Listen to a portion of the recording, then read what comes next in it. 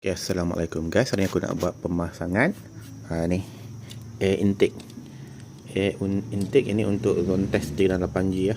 Untuk zone test. Okay, ini aku akan pasang di sini lah, air intake ni, supaya enjin kita dapat fresh air daripada luar lah. Okay, yang sekarang ni kalau ikut standard zone test, dia ambil air intake ni daripada dalam cover CVT ni. Cover CVT ni dia udara dia agak panas lah, sebab di bahagian CVT kan panas. Jadi dia udara dia agak panas. Jadi kita akan tebuk lah. Sukat template ngam-ngam, jadi kita akan tanda lah. Di bahagian dalam template ni kita akan potong lah, tanda dan potong bahagian dalam template ni. Okey, jom kita buat. Okey, aku dah pasang dia punya jig ni.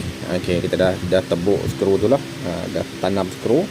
Nanti kita akan tanda dan potong lah bahagian dalam ni.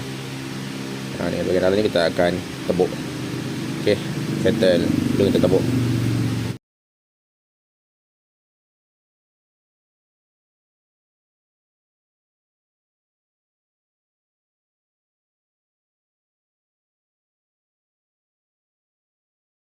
Okey, dah siap potong aku potong guna pisau je. Pisau. Potong. Jom kita buka balik dia punya jig ni. Kita pasang yang dia punya tu lah, intake ni. Okey, dah siap pasang macam ni lah kedudukan dia.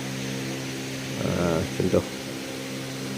Okey, siap dan kita boleh pasang balik. Begitulah dia punya macam tu. Di belakang nampak macam tu lah. Okey, jadi ada tambahan udara sejuk yang masuk lah. Ini aku tak tahu lagi sama dia, aku nak tutup atau aku nak biarkan. Tengoklah nanti macam mana. Okey guys, kalau berminat boleh tengok di link yang aku sediakan. Okey, Assalamualaikum.